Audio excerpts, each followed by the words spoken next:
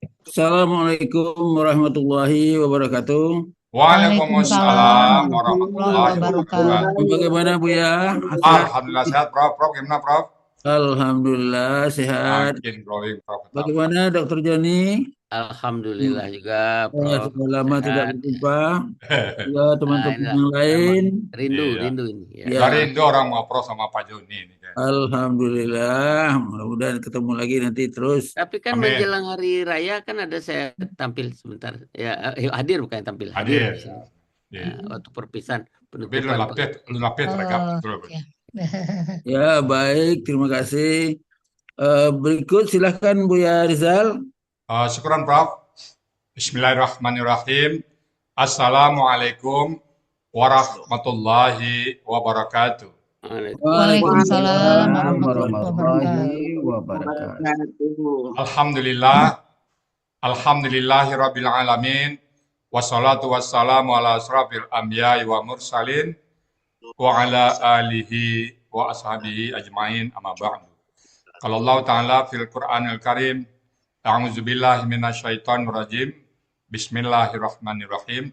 Wa man nu'ammirhu nunakkishu fil khalqi afala ya'qilun. Sadaqallahul azim wa sadaqan nabiyul karim wa nahnu ala zalika minasyahidin wa syakirin walhamdulillahi rabbil alamin.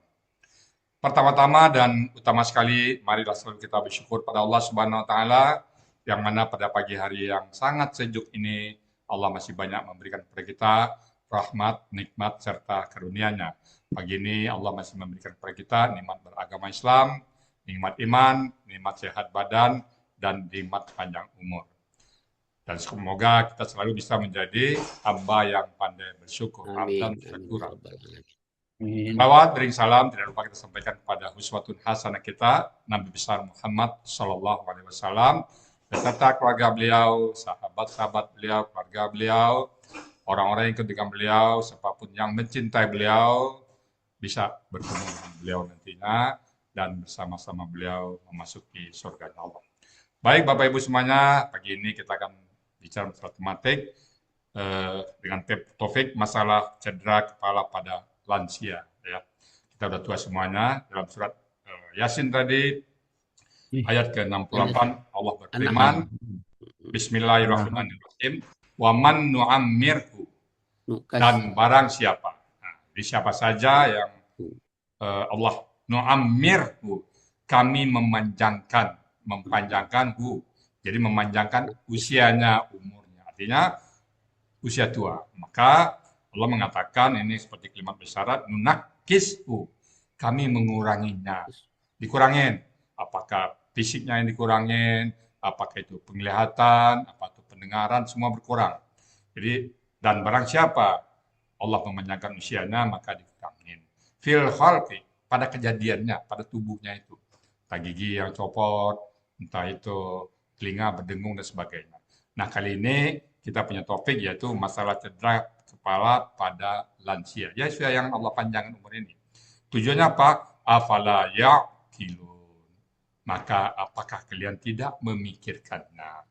Artinya pada saat usia muda kita harus banyak amal supaya nanti di usia tua andai saja ada kekurangan, jadi Allah sudah, kita sudah punya tabungannya.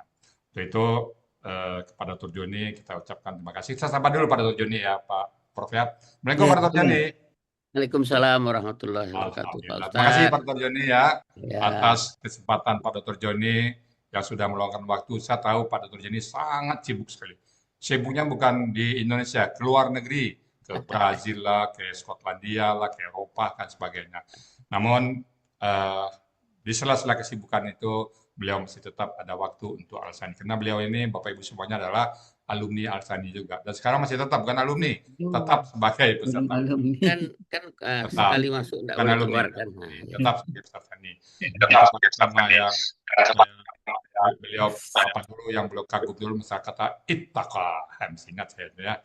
Sekarang Pak Dr. Jani yang sudah meluangkan waktu untuk Al-Hasani. Semoga acara kita bisa lancar. Baik, saya kembalikan pada Prof untuk melanjutkan acara kita. Silakan Prof. baik, terima kasih Buya Rizal. Alhamdulillah pagi ini Dokter Joni sudah hadir dengan kita. Saya lihat memang yang hadir nih banyak lansia ini Dokter Joni. Ah, Ya. iya, iya, iya. Mudah-mudahan tidak jatuh ya, tidak sesat.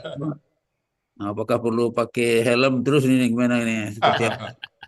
Iya, iya. Baik, waktu sepenuhnya saya serahkan kepada Dr. Joni dan bapak-bapak, ibu-ibu semua siap-siap dengan pertanyaan-pertanyaan ya. Nanti bisa lewat langsung atau nanti di kolom chat.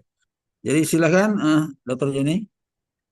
Baik, Assalamualaikum warahmatullahi wabarakatuh. Waalaikumsalam. Waalaikumsalam warahmatullahi Waalaikumsalam wabarakatuh. warahmatullahi Alhamdulillahirabbil alamin wassalatu wassalamu ala asyrafil anbiya'i wal mursalin wa ala alihi washabihi ajmain. Amma ba'.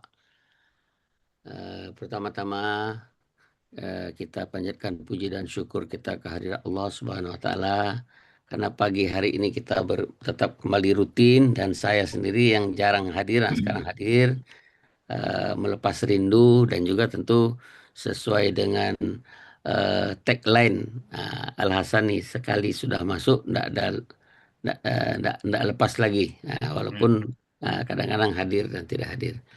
Yang saya hormati Buya Ustadz Al-Hasani, Pak Rizal Al-Hasani yang memperkenalkan ilmu gramatikal ini kepada saya. Sebelumnya kan nulis pun miring dia dari kanan ke kiri itu ya. Sekarang alhamdulillah nulis terus, huruf udah bagus dan yang belum tercapai itu membaca Quran seperti baca Quran belum. Tapi kalau orang baca tuh udah tahu. Macam tadi terdengarkan tarjuna, ini pasti kakak SAD saya bilang ya. Oh iya. Kamu. Akar kata yang paling penting. Ini pasti raju nih kan. Nah, itu kan. Raja. Jadi ya baiklah Pak Prof. Hairil, terima kasih sudah secara rutin ini ya, setiap tematis pasti Prof. Hairil muncul. Nah, itu juga suatu Alhamdulillah. ini dari dulu. Baik Pak Ustadz dan teman-teman sekalian, saya ingin melepas rindu. Jadi seperti perlu diketahui saya termasuk murid tua nih di sekolah Al Hasan ini, akademi kita Triple A ini. Saya bergabung bulan November tahun 2021. Bahkan Pak Dr. Joni juga yang menentukan Bu Meli, kepala sekolah, baik gitu. Jadi saya dulu istilahnya naik di jalan karena waktu itu grup udah berjalan 50 20 kok 50, 20 orang. Nah, termasuklah Pak dokter profesor yang dari Palembang, Pak sudah itu Pak apa yang sekarang rajin menjadi pemberi tafsir atau Pak Saad Saat. ya. Baiklah, izinkan saya share screen dulu biar nggak berpanjang lebar. Mudah-mudahan diskusinya yang akan nanti banyak nih. Saya share screen. Uh, uh, ini apakah udah kelihatan ini? Sudah ada. Sudah. Tinggal belum slide show. Nah, ini slide dulu. Inilah dia. Itu bangunan Triple A itu Pak Dr. ya. Ini Triple A, saya datang khusus karena ini saya betul-betul salut ya dengan cita-cita Pak Ustadz awal-awal seperti tidak masuk akal terjadi terlaksana. Inilah dia 3 tingkat kampus kita. Jadi Assalamualaikum warahmatullahi wabarakatuh. Saya Dr. Joni Darmajaya, grup November 2021 ya. Nah, ini nomor telepon saya buat teman-teman anggota yang baru tentu. Inilah boleh ditelepon di WA. Ini email saya. Dari email aja sudah tahu dari mana asalnya nih orang ini. Kapuyuk itu artinya orang yang tidak kita kan fakir. Kalau sering kan penterjemah pendakwah bilang al-fakir. Jadi kita tidak boleh menyombongkan diri. Saya ini kapuyuk aja cuma kapuyuk. Gmail.com. Tapi tidak ada orang yang punya ini. Jadi dia. Oke lah. Jadi karena saya sebagai dokter tentu mengisi tematis sesuai dengan ilmu yang ada pada saya. Sudah banyak yang maju di sini. Saya juga ini udah maju yang kedua atau yang ketiga ini ya. Sekarang topiknya saya bawa kepada masalah cedera kepala pada lansia. Nah, kita lihat foto ini.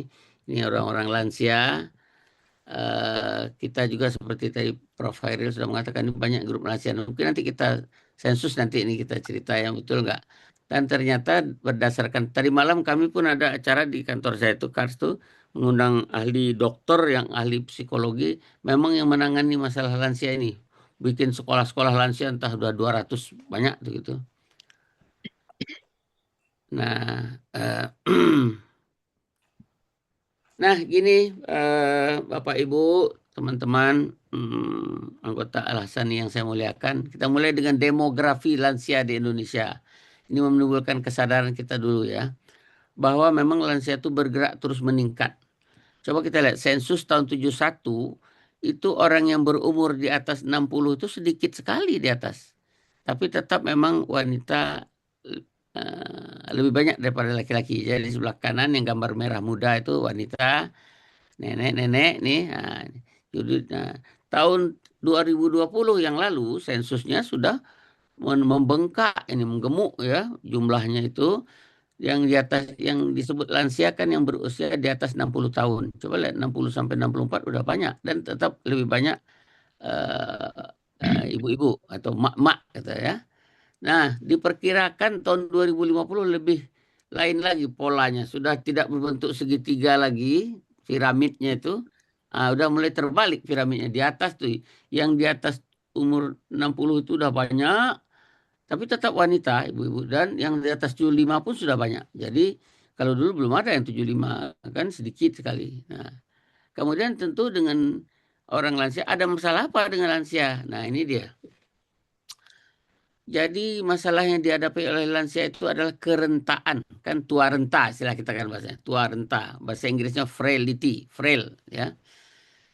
Kita lihat dari data di ini Indonesia nih bukan Indonesia yang kalau yang umur 60 ke atas itu yang robas itu masih tangguh ya. Cuma 13,2%. Ya, ini saya dapatkan dari seorang profesor yang ahli gerontologi, Prof. Siti Setiati namanya. Mungkin Prof. Hairil kenal itu ya. Prof. Siti Setiati ini. Nah, kemudian yang kebanyakan itu yang pre-frail. Jadi udah mendekati itu. Kalau nggak dijaga baik, jadi frail betul. Yang frail itu yang renta betul 25%. Lata golek saja di hati sampai tidur.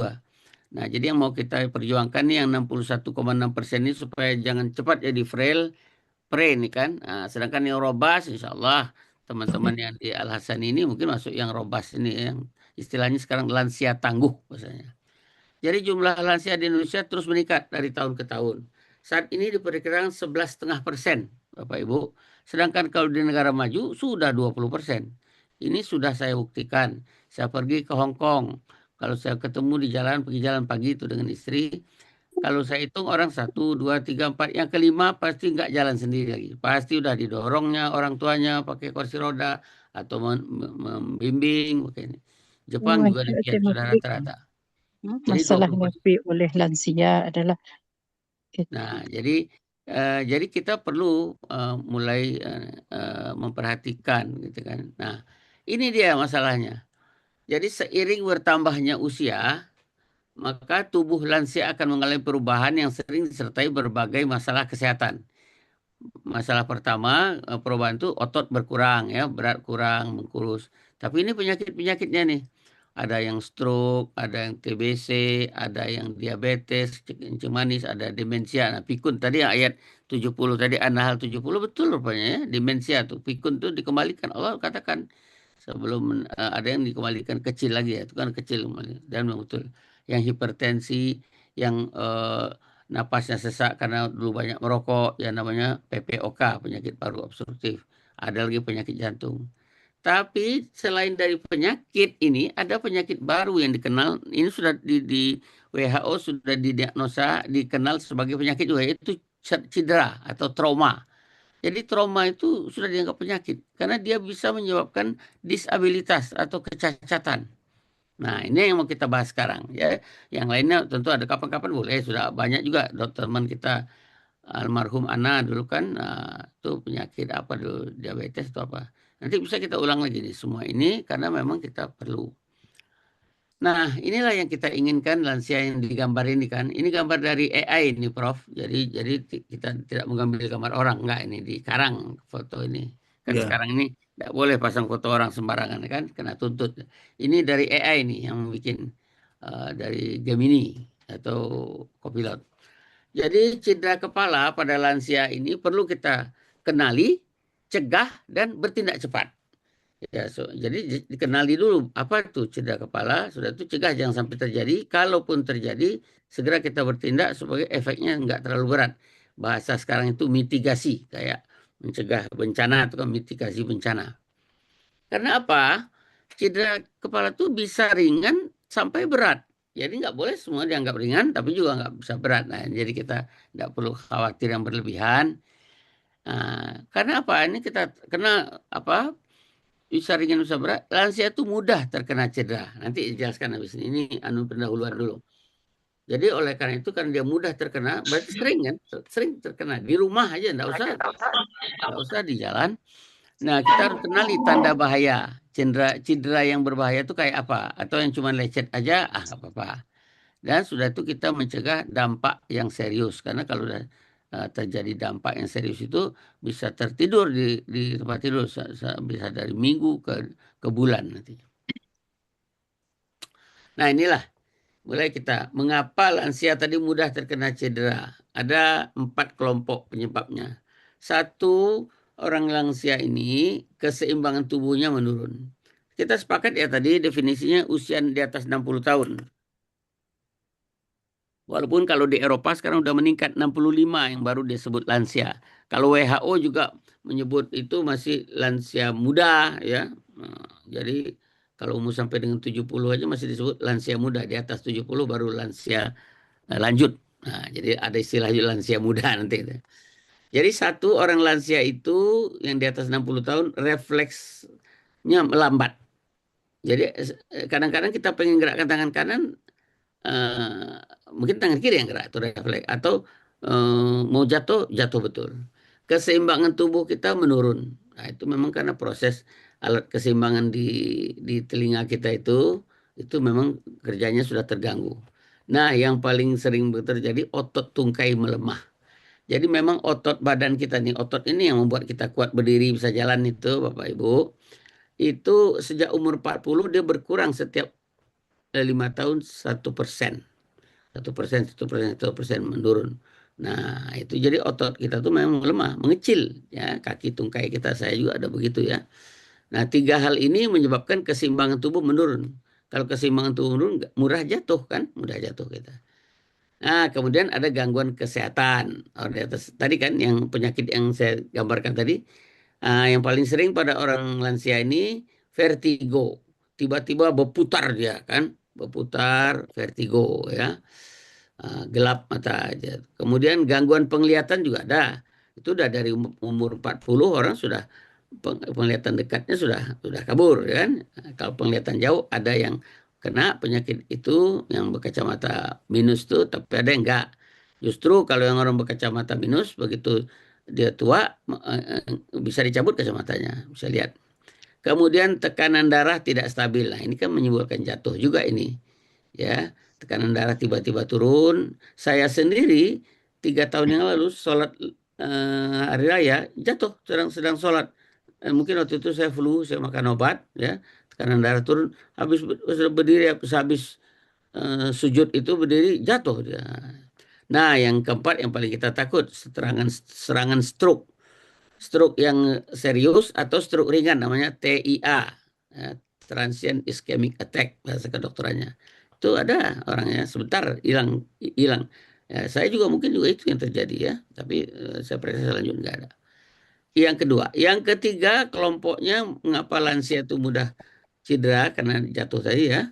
Satu, penggunaan obat. Nah, kan orang tua itu selalu minum obat aspirin dikasih dokter untuk supaya mencegah stroke. Nah, aspirin itu juga. Kemudian clopidogrel, warfarin itu orang-orang yang makan obat itu itu cenderung mudah ya terkena cedera dia. Nanti itu cederanya serius nih yang ini. Nah, yang paling nggak bisa kita hindarkan yang tadi ayat An-Nahl ayat 70 tadi, perubahan anatomi otak. Jadi volume otak kita ini mengecil ya. Kenapa mengecil? Karena memang pembuluh darahnya sudah menciut semua. Apa akibatnya? Karena otak mengecil. Jadi otak itu jadi seperti longgar kita di dalam itu, sehingga mudah, nanti ada gambarnya, mudah terjadi robekan itu. Oh, jadi otak nggak persis nempel banget dengan itu, udah agak mengecil dia. Jadi ruang di dalam tengkorak menjadi longgar. Nah inilah 4 kelompok yang membuat orang lansia itu mau nggak mau, suka nggak suka, ya dia mudah cedera, ya. Oke.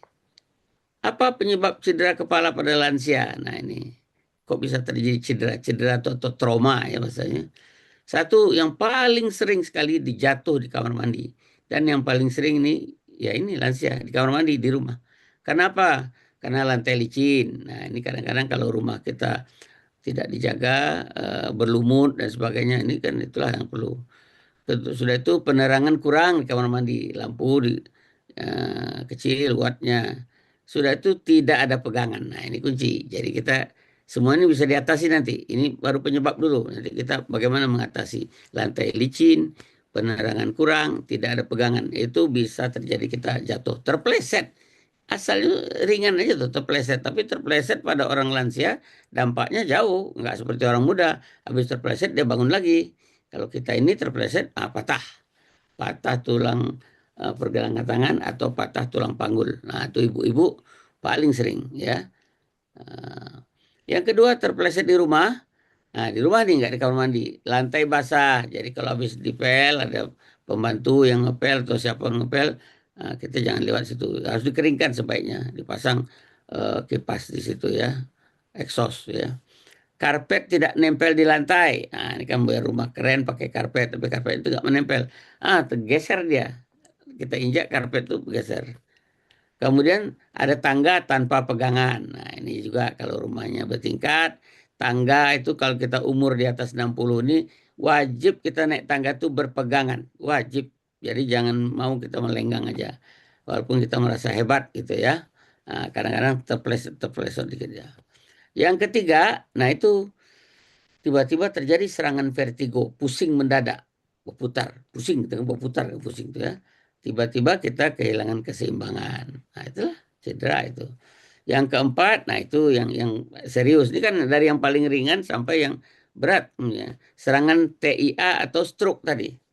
Stroke itu kan sudah jadi istilah betul sekarang dari bahasa Inggris ya.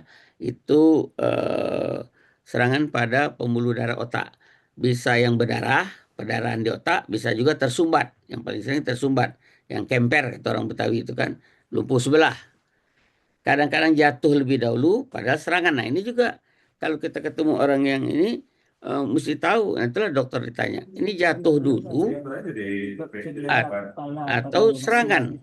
Gara-gara serangan, stroke, jadi jatuh. Ya, nah itu dia. Oke, ini penyebab cedera.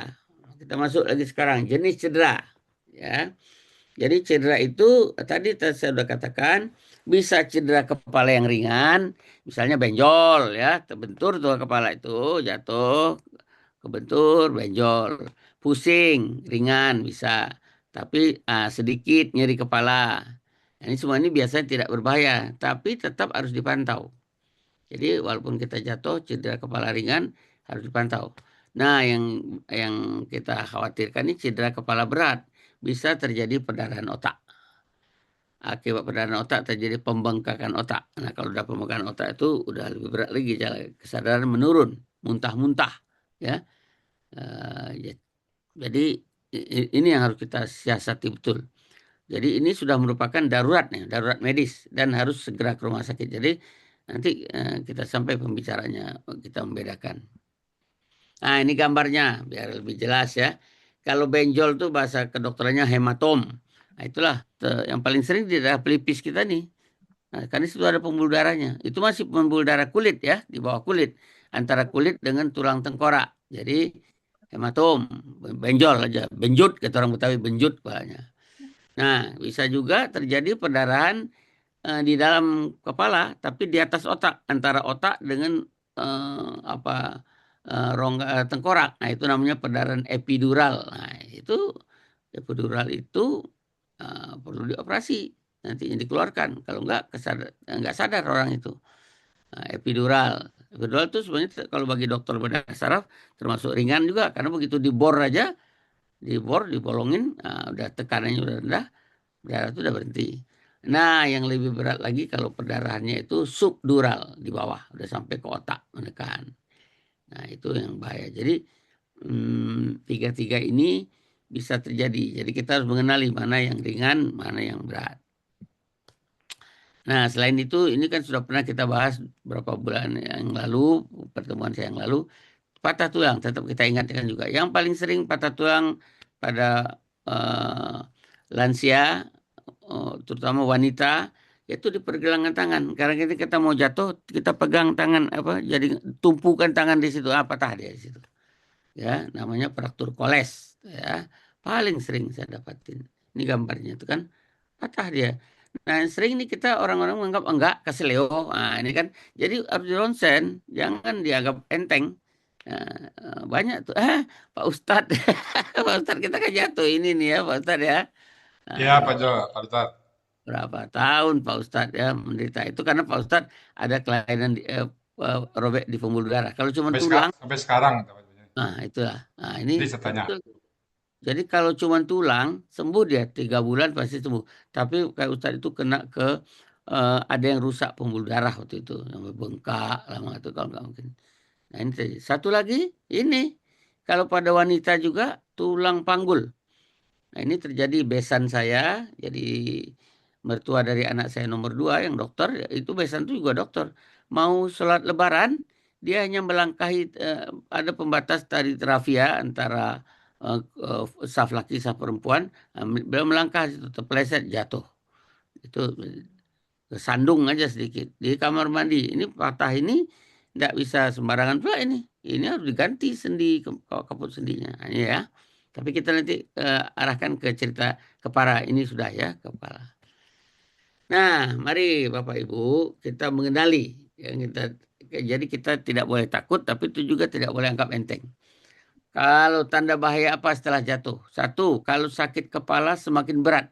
Nah, itu hati-hati. Berarti ada terjadi peningkatan tekanan di otak kita, tekanan di rongga kepala. Ya, bahasa kedokterannya TIK, tekanan intrakranial. Itu contohnya muntah.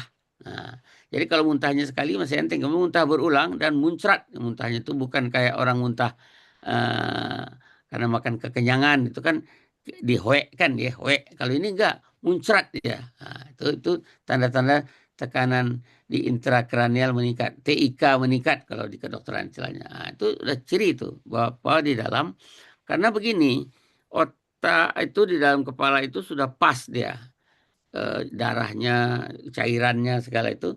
Jadi kalau terjadi benjol, perdarahan, kalau benjol di luar ya, kalau terjadi perdarahan berarti otak tertekan, ya volume kan volume tidak bisa berubah, tulang itu udah jadi dia, kecuali ada anak-anak ya. Jadi tekanannya akan meningkat, ya. Itu. Sudah tuh pasien ini orang ini mengantuk terus atau sulit dibangunkan. Nah itu kalau habis jatuh, halo, ya kan, itu perlu tanda belum lagi ya. Atau bicara menjadi pelo. Nah, itu udah bisa ini sebanyak orang ini sebenarnya stroke tapi dengan jatuh. Nah, itu kita nggak tahu stroke. Pelo ya. Pelo itu apa ya? Cadel. Nah, ngomongnya. Atau mulai terlihat tangan atau kaki menjadi lemah. Nah, itu yang disebut kemper orang Betawi. Lumpuh sebelah. Nah, itu udah, itu stroke itu. Atau kejang. Nah, itu lebih berat lagi. Atau makin berat makin keluar darah dari telinga atau hidung. Nah, itu berarti terjadi patah tulang dasar tengkorak. Kalau perdarahan di kuping, di hidung, atau nggak sampai berdarah tapi lebam di belakang kuping ini. Nah, namanya apa namanya itu tanda-tanda perdarahan di dasar tengkorak itu.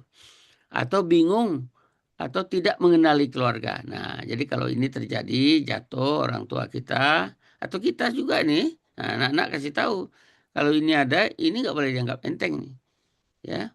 Nah, kadang-kadang ada yang perdarahan yang tadi saya sebut perdarahan epidural itu nggak langsung dia. Pertama dulu gagah dulu, tapi beberapa jam 1 hari sampai 2 hari terjadi. Nah, itu bahasa kedokterannya namanya interval lucid namanya. Interval lucid. Jadi orang itu seperti bagus. Nah, jadi oleh karena harus diawasi sampai 2 hari, 3 hari. Nah, karena itu setelah jatuh tetap harus diawasi. Jadi itu perlu kita orang tua ini nggak bisa hidup sendiri lagi, harus ada yang menemani. Nah, kalau masih ada pasangan itu bagus, kalau enggak ya anak atau siapapun lah.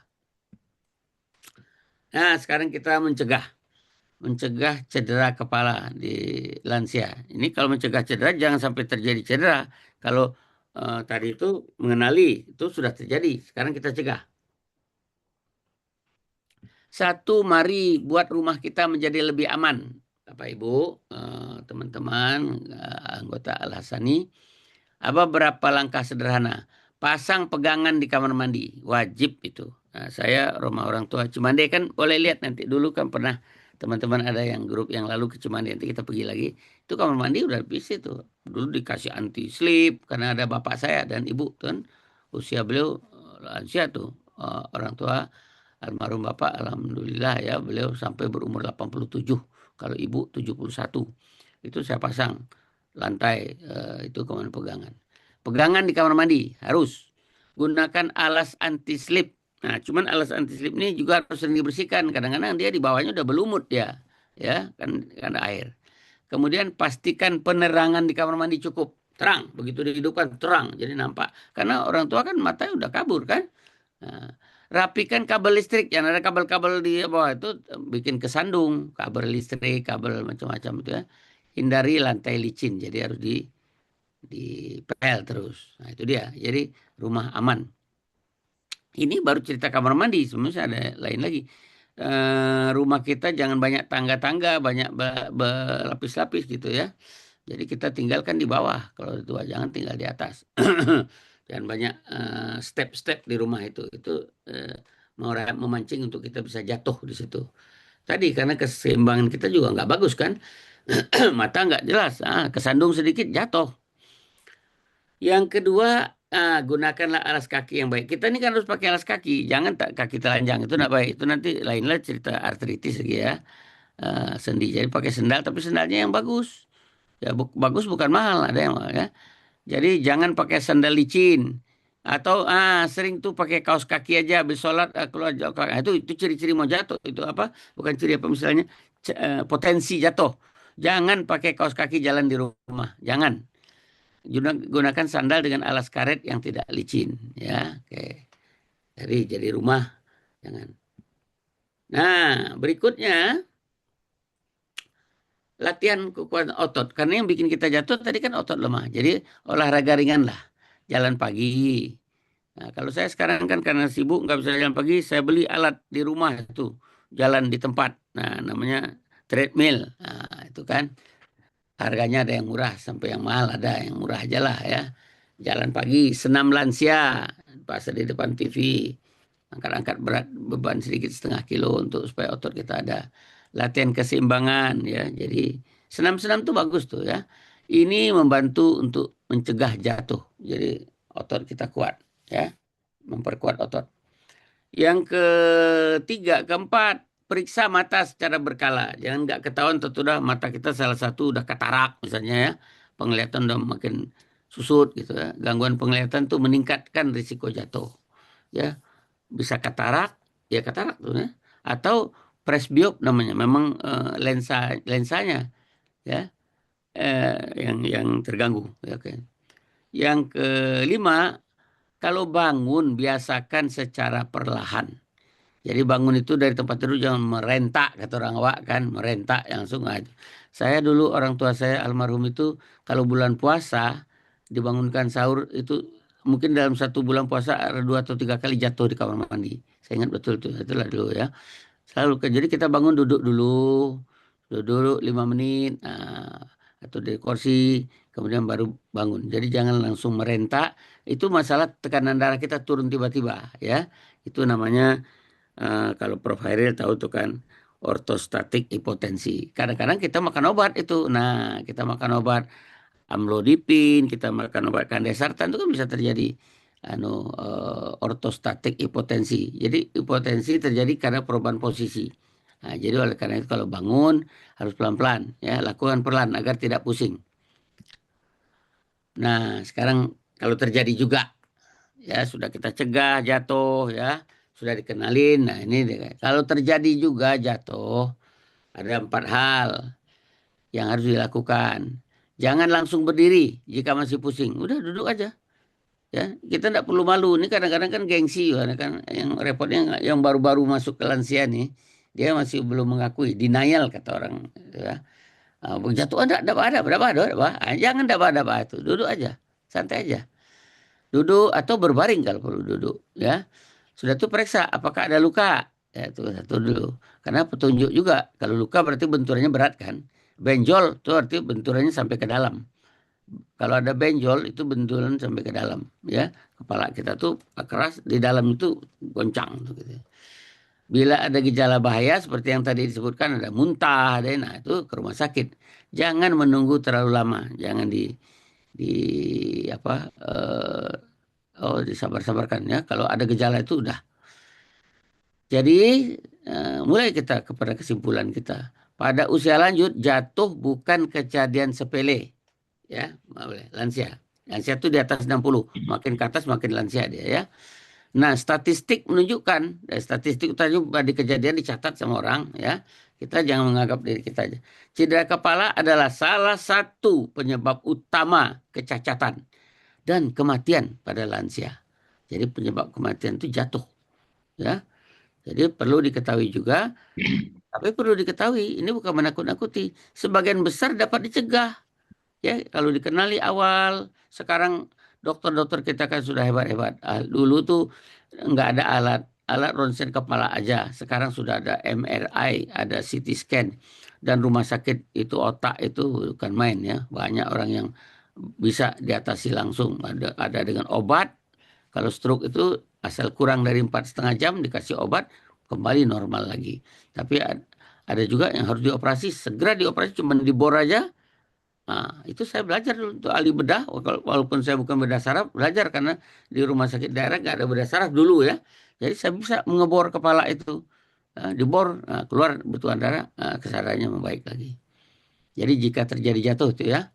Nah, ini nih, ini sering kita ini kan orang Indonesia ini terkenal dengan mitos. Mitos itu ada yang baik sebenarnya, itu baik juga, tapi ini yang kurang baik nih. Jadi yang sesuatu yang sudah kita percaya, tapi itu belum tentu benar. Ada 5 mitos, Bapak Ibu, saudara-saudaraku. Ada 5 ya, saya ceritakan satu persatu ya. 5 mitos dan fakta tentang jatuh pada lansia. Mitos pertama, jatuh adalah hal yang wajar pada usia tua. Nah, itu salah itu. Ya, jatuh memang lebih sering terjadi pada lansia, tapi bukan sesuatu yang normal dan tidak bisa dicegah. Nah, itu dia nggak normal, tapi bukan juga tidak bisa dicegah. Jadi kita cegah. Ya, jadi jangan bilang, oh biasa lah, gaet cuma jatuh biasa gaet. Nah, jangan. Sebagian besar kejadian jatuh terjadi karena satu, rumah yang tidak aman tadi. Rumah itu dari bangunannya bertingkat-tingkat, berstep-step, atau tadi habis ngepel tidak dikeringkan, ya. Itu rumah dulu. Jadi oleh karena itu salah satunya istilahnya rekayasa rumah itu, kalau di buku-buku dikatakan untuk mencegah jatuh itu lakukan rekayasa rumah. Yang otot diperkuat, rumah direkayasa itu diatur lagi ya. Nah, dan kalau bisa ya nggak usah tinggal di atas, lantai atas, naik tangga itu sudah masalah. Tapi kalau tangga ya pegang. Rumah tidak aman. Yang kedua, gangguan keseimbangan. Ya, jatuh terjadi gangguan keseimbangan tadi ya kan. Apakah vertigo ataukah otot. Nah, sudah itu efek obat. Kan orang tua di atas 60 kalau kita lihat orang tua selalu bawa kantong. Saya kan bawa kantong juga nih Bapak Ibu. Ini ada kantong obat saya nih. Nampak enggak nih? Ya. Makan obat tuh bukan 1, bukan 2, kadang 3. Nah, di antara obat itu selama nggak sadar itu ada yang menurunkan tekanan darah, ada yang mengganggu keseimbangan. Sudah itu penglihatan yang menurun. Nah, ini kita atasi dengan apa? Olahraga ringan, rumah yang aman, pemeriksaan kesehatan, terutama pemeriksaan mata ya, pemeriksaan kesehatan lain juga. Nah, jadi banyak kejadian jatuh yang dapat dicegah. Satu ya. Jadi mitos yang mengatakan bahwa kalau orang tua jatuh itu wajar, jangan. Itu bukan. Itu mitos tuh. Nah, satu. Yang kedua sekarang. Mitos yang kedua, kalau jatuh tapi masih bisa berdiri, berarti tidak apa-apa. Salah juga tuh. Tadi saya katakan, bisa berdiri tapi nggak diawasi. 1 hari kemudian, 2 hari kemudian terjadi perdarahan di dalam otak. Itu karena ada interval lucid namanya. Pada lansia, fakta ya, cedera kepala bisa muncul terlambat. Cederanya yang di dalam itu, benjolnya udah. Tapi ciri-ciri benjol. Kalau udah benjol, kita harus pikir lebih dalam. Kalau cuma lecet nggak apa-apa.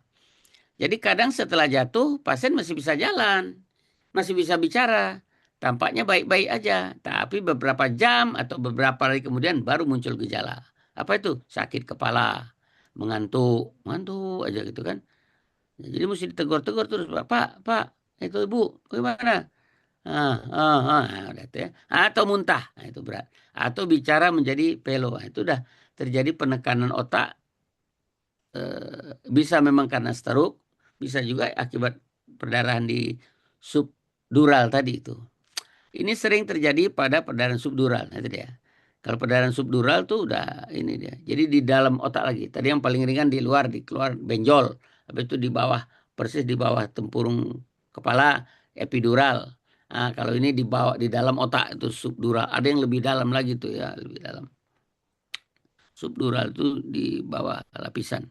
Karena itu setiap benturan kepala harus diawasi dengan serius. Nah, itulah Bapak Ibu, pesankan kepada anak-anak yang di rumah, kita yang lansianya, atau kalau kita pasangan kita saling mengawasi. Itu mitos ya. Mitos ketiga. Nah, ada lagi mitosnya. Kalau jatuh di rumah sendiri pasti aman. Siapa bilang? Di rumah itulah tempat terjadinya. Semua pasien-pasien saya dokter bedah, ya, ortopedi itu di rumah terjadinya. Yang paling sering itu di rumah kamar mandi. Ya, di kamar mandi ibu-ibu lansia jatuh, nah udah panggul patah atau kalau enggak tadi pergelangan tangan ya. Jadi justru sebagian besar kejadian jatuh pada lansia itu di rumah kan dia jarang pergi kan tadi yang semi frail kan banyak tadi 60% lansia itu semi frail ya pre frail bukan pre menjelang renta. Nah, di rumah tempat yang paling sering kamar mandi, tangga, dapur. Nah, ruang dengan lantai licin. Dah itu dia. Oleh karena itu penting sekali kita membuat rumah yang ramah lansia. Nanti ada saya berikan nanti di akhir ya rumah ramah lansia. Oke. Mitos keempat Bapak Ibu. Kalau sudah pernah jatuh sebaiknya jangan banyak bergerak. Nah, ini pas jatuh jangan banyak bergerak. Ya itu sudah pernah jatuh kapan ya, jangan juga karena takut tadi kan gara-gara jatuh nih. Udah jangan bergerak. Justru kalau kurang bergerak membuat risiko jatuh semakin besar. Kenapa? Otot jadi lemah. Otot itu kalau nggak dilatih lemah. Jadi memang harus dilatih setiap hari. Bisa berdiri, berjalan, dan sebagainya. Jadi jangan sampai otot kita sudahlah jumlah otot berkurang. Pasti kalau lansia ototnya sudah berkurang tinggal 60%, 50% dari awal. Ya, otot itu mengecil, paha kita kecil. Paha terutama kan. Nah, otot lemah mudah jatuh. Jadi dan keseimbangan jadi semakin memburuk. Jadi dengan latihan banyak bergerak jalan normal di rumah. Jadi aktivitas ringan, jalan pagi. Kalau masih bisa sanggup keluar rumah bagus pagi-pagi di bawah jam 10 ya. Sekalian meningkatkan vitamin D. Tapi di bawah jam 10 jangan lebih dari jam 10 udah lain lagi ceritanya. Senam lansia bisa di rumah, bisa juga ada grupnya tuh. Saya kalau hari Minggu jalan di velodrome tuh atau di Kelapa Gading tuh ada grup tuh. Maaf ya teman-teman kita yang Tionghoa tuh hebat betul. Mereka gerakan Tai Chi ada macam-macam lah itu ya. Tuh saya ketemu tuh ibu-ibu lansia tapi kebanyakan orang Tionghoa. Tapi sekarang udah mulai juga orang kita ini. Jadi latihan keseimbangan ke kiri, ke kanan, ya, kepala. Alat keseimbangan kita tuh di dalam telinga. Nah itulah dibiasakan gini, kiri, kanan, depan, belakang, putar gitu kan. Itu dia. Justru itu membantu mencegah jatuh. Jadi salah kalau ngatain, oh kalau sudah jatuh, jangan banyak-banyaknya gerak. Banyak lalu salah itu ya. Oke, mitos keempat. Nah sekarang yang terakhir ada mitos kelima nih. Jatuh itu hanya menyebabkan luka di luar. Enggak. Ya. Di dalam. Kalau kepala kita yang kebentur. Nah itulah orang kalau naik motor diwajibkan pakai helm. Helm itu sangat menolong. Ya. Jadi dia ada bantalannya di dalam. Kalau nggak pakai helm rusak kepala. Nah itu ya, otak. Jadi pada lansia jatuh bisa menyebabkan cedera serius seperti tadi. Perdarahan otak, patah tulang panggul. Jadi kalau jatuh itu ke situ larinya. Kalau perdarahan otak, ke patah tulang panggul, ke patah tulang pergelangan tangan, atau cedera tulang belakang. Nah, itu lumpuh benar jadinya. Jadi cedera seperti ini bisa menyebabkan kehilangan kemandirian, harus dirawat lama, bahkan bisa mengancam nyawa. Karena itu pencegahan jatuh sangat penting. Jadi kita jangan sampai jatuh. Ya, itu yang mau dijaga betul. Apa yang kita ini kan. Tapi jadi jangan terbalik tadi. Oh, supaya nggak jatuh jangan banyak gerak. Geraklah yang bagus supaya otot kita kuat. Latih otot. Jadi 3 tuh. Latih otot, rumah diperbaiki. Terakhir barulah pakai tongkat. Boleh pakai tongkat. Kalau memang sudah goyang betul, pakai tongkat. Nah, kalau tongkat jangan tongkat yang satu. Tongkat datuk tuh jangan. Tongkat datuk kan cek tuh ya Pak Ustadz, Pak Ilmi. Tongkat yang kakinya 4 tuh ada tuh. Nah, itu dia yang bagus. Kalau lebih berat lagi yang bukan kayak benar-benar dipegang ada. Nah, kita ini insya Allah kita semua orang yang beriman. Dalam Islam kita diajarkan untuk menjaga amanah tubuh. Nah, tubuh ini kan amanah dari Allah. Memang kita yang hidup kita sebenarnya ruh kita kan. Rohani kita dijaga. Tapi tubuh juga kan tempat ruh ini. Sangkarnya ini kita jaga. Nah, jadi ada Rasulullah bersabda bahwa kesehatan adalah salah satu nikmat yang sering dilupakan manusia. Nah, kan ada lima kejadian sebelum 5 kejadian. Nah, ini salah satu. Kita lupa kalau lagi sehat lupa sakit. Ya kan? 1 dari 5 itu. Kalau lagi sehat tuh bantu enggak kesakit ya, Pak ya. Karena itu menjaga kesehatan di usia lanjut juga merupakan bagian dari ibadah insyaallah ya. Karena dengan kita sehat kita bisa beribadah, sholat kita full. Kalau lah mulai cacat lah sholat lah duduk. Ambo kadang-kadang kini duduk nih karena lutut ambo mulai bermasalah. Jadi kalau habis dari sujud tuh mau berdiri tuh aduh goyang dia. Nah, kalau ragu-ragu kita duduk ya. Tapi saya bagus juga dapat tutorial di TV. Kalau hanya cuma masalah lutut, sholatnya berdiri, cuma waktu sujudnya ganti duduk gitu ya, ruku. Semoga kita semua diberi kesehatan, insyaallah, keselamatan dan umur yang berkah. Amin. Amin. Nah, mari masuk kita ke kesimpulan. Jaga jangan sampai terjadi insiden jatuh pada lansia. Ya. Bagaimana? Dengan perkuat otot, dengan melakukan aktivitas fisik rutin. Kemudian rekayasa rumah, jangan banyak lantai dan tangga. Sediakan pegangan di dinding, ya, bukan pegangan tangga jadi dinding. Kamar mandi dan tangga. Kalau jatuh harus dipastikan tidak ada patah tulang, tidak ada cedera kepala berat. Jadi jangan dibilang, enggak apa-apa nih, keseleo aja. Ini kata-kata keseleo aja ini yang tahu-tahu udah patah deh. Jadi tadi kita sepakat menjaga kesehatan adalah bagian dari ibadah. Jadi target kita adalah menjadi lansia tangguh, Bapak Ibu. Ya, lansia tangguh itu apalah? Yang mampu beradaptasi dengan proses penuaan, karena mau nggak bisa dipungkiri tua kita ya, otot berkurang, kepintaran kognitif ya. Memang kepintaran kita juga berkurang karena banyak yang lupa ya.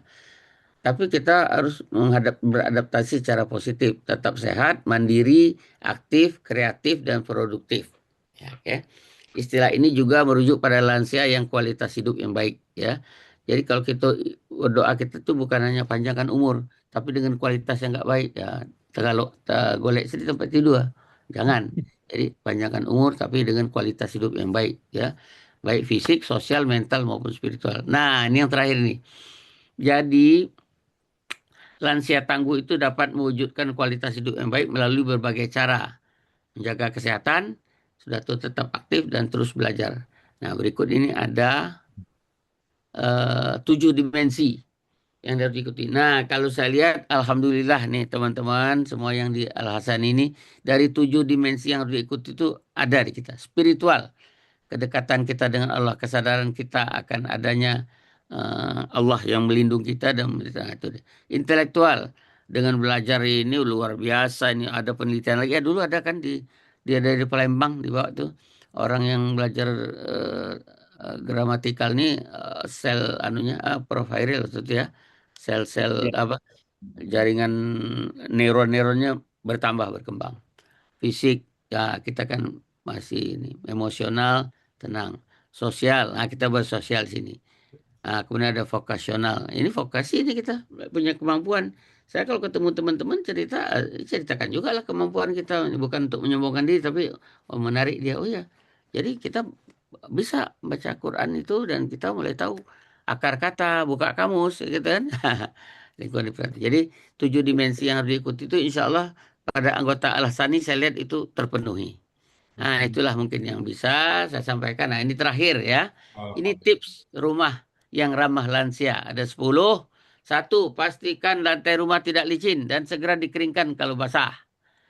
2, pasang pegangan handrail di kamar mandi dan dekat toilet. Ya. Gunakan alas anti-slip di kamar mandi. Pastikan penerangan cukup terang, terutama pada malam hari, siang juga harus ya. Rapikan kabel listrik atau benda yang dapat membuat kita tersandung. Bukan di kamar mandi aja, di rumah lah. Kita kan berjalan di rumah ke dapur segala macam. Jangan ada kabel-kabel berseliweran. Gunakan sandal atau sepatu rumah dengan alas karet yang tidak licin. Nah, bisa dibeli itu ya, banyak sekarang. Online aja belinya. Hindari karpet yang mudah bergeser. Nah, karpetnya harus lengket itu ada sekarang. Pasang pegangan pada tangga dan gunakan tangga dengan hati-hati. Kalau buat kita naik tangga tidak ada cerita harus pegangan. Jangan melenggang tanpa pegangan. Bangun secara perlahan dari tempat tidur atau kursi agar tidak pusing. Jika sering pusing, vertigo atau pernah jatuh, konsultasilah ke dokter. Nah, itulah Bapak Ibu semua yang bisa saya sampaikan dalam rangka meningkatkan kesadaran kita mencegah jatuhnya. Terima kasih atas perhatian Bapak dan Ibu. Wassalamualaikum warahmatullahi wabarakatuh. Waalaikumsalam. Waalaikumsalam warahmatullahi Warahmatullahi wabarakatuh. wabarakatuh. Baik, Prof. Hairil, saya serahkan kembali ke Ya, baik, terima kasih. Terima kasih Joni. Dokter Joni. Alhamdulillah banyak